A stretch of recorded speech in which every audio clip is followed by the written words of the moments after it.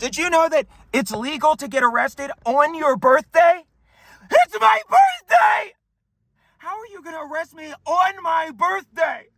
This guy put me in handcuffs and drove me to the clink on my birthday!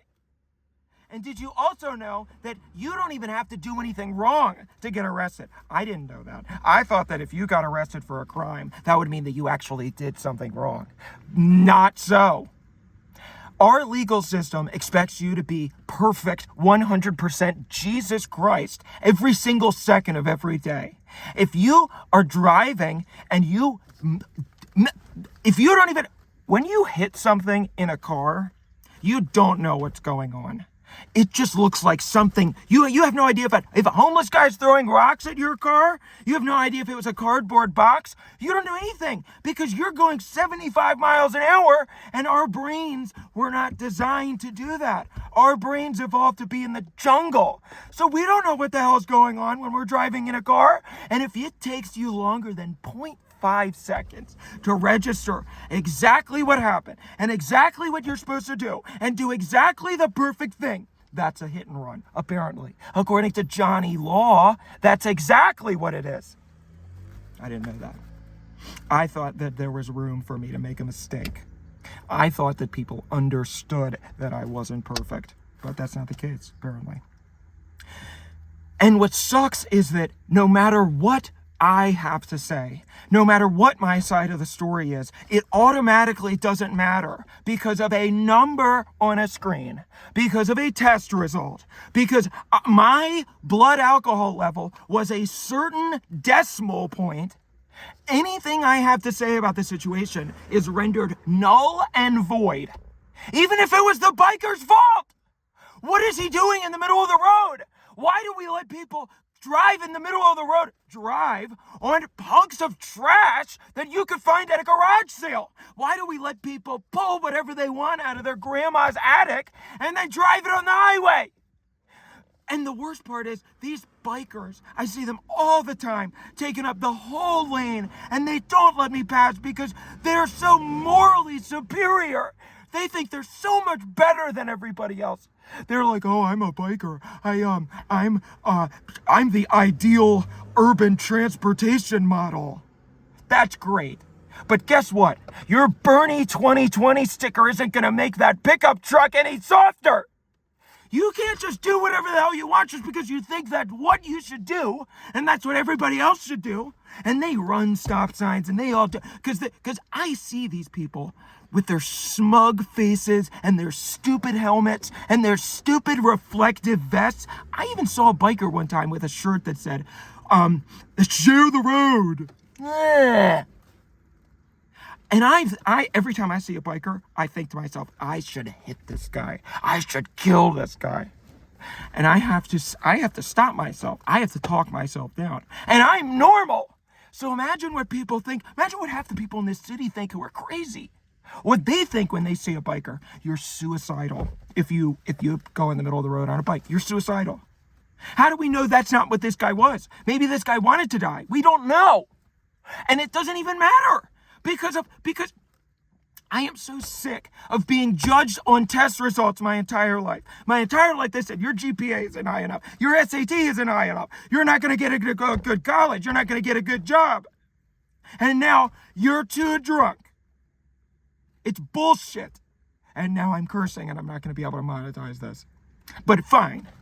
I am just saying that it would be nice if these people would understand that you can't just do whatever the hell you want. If you got a wheelbarrow and you drove a wheelbarrow into the middle of the road and the wheelbarrow got hit by a car, that would be the guy in the wheelbarrow's fault because he's got a piece of shit in the middle of the road and he's hogging up the road. But if it's a bike, and suddenly it's okay. Oh, because they do it in Amsterdam now, I'm supposed to suddenly... Guess what? In this country, people aren't and I get it. I agree on a theoretical level that we are too car dependent in America and that we have poor urban planning and that's why we have traffic and that's why we have all these problems. Fine. But Your average American isn't thinking about that when they're going 75 miles an hour down the highway. They're thinking, if I'm 10 more minutes late, then my boss is going to F me in the rump, and I'm going to get fired, and I'm not going to be able to pay my rent, and I'm not going to be able to afford my medication and my insulin, and then I'm screwed. So they're speeding down the highway because their whole life depends on it. But you come along, what a beautiful day. I love biking. I go into Topanga Canyon all the time. And I don't try to do it in the middle of rush hour traffic downtown. But fine, enough about the biker, even though it was his fault. It was his fault! And I made... Sue me, right? I had a couple of drinks on my birthday. I went to a bar on my birthday. Oh, put him in jail. He's a monster. He killed somebody. I'm so sorry that I tried to have fun on my birthday. So I was driving home, and like I said, I just saw some random crap fly in the, so I kept driving. And I was like, whatever. That was weird, right? All of a sudden, I see a guy pull up next to me. And he's honking like a crazy person. He's going beep, beep, beep, beep, beep, beep, beep. And he's like, roll down your window. And I'm like, no! This is... I don't know if any of you have ever heard of the Hillside Stranglers, but that's exactly what they used to do. They used to try to pull people over, pretending to be cops. They used to put fake... what are those sirens on the front of their car? And they used to try to get people to pull over. And then when the people would pull over, they would take them and they would inject Windex into their veins. That happened here in Los Angeles. So of course I'm careful. I'm not going to pull over for some random weirdo. I remember one time I was driving and a guy tried to get me to pull over because he said, your tire is loose. Your back wheel is loose. And I was like, oh no, are you serious? And I was like, oh, okay. And then I realized, this is a scam. My back tire's fine. So I'm not going to pull over. No, that's absolutely, if you pull over for some random crazy person who's yelling at you on the road, you're stupid. And I was trying to explain this to the officer, but the officer was telling me, well, if you had stopped right away, then this guy might have lived. And if you had stopped and called right away, then we might have been able to render aid to this person. And shoulda, coulda, woulda. Monday morning quarterback. You can sit around all day and say to yourself, what if I had done this? What if I had done that? Would my life be different if I had done this? But that doesn't serve you any good. Because it's the past. It happened. So your job is to move on. Keep pressing on with your life. Because if you sit around and you dwell on what could have happened and what didn't happen and the butterfly effect. The butterfly effect is when it's the concept philosophically. I guess it's philosophy. I don't know if that's what you would call it. But that a butterfly flapping its wings could cause a hurricane on the other side of the world. It's basically suggesting that the little things that we do have a ripple effect that drastically change the outcome of every single thing. It's kind of like I was talking about earlier, the cosmos, the chaos that is inherent in our universe. So, you're going to drive yourself crazy if you try to think about every single little thing that you could have done. Oh, if I had stopped 2 seconds sooner, maybe this guy would have lived. We don't know. And I have a feeling that this guy got exactly what he wanted. I have a feeling that this guy I saw him I didn't see him when I hit him, but I remember seeing a biker. All right, I'll give you that. I saw a biker at some point I don't remember. And I was thinking, I was going through my typical thought process. Oh, I hate this guy. This asshole thinks he could do whatever the hell he wants. And I said, all right, whatever. I'm just going to go around him. And I go around. You know what? I probably shouldn't even be talking because I don't know. I'm not remembering because, like I said, I had a couple of drinks. But that does not mean that I was impaired because, again, we judge people based on this arbitrary number.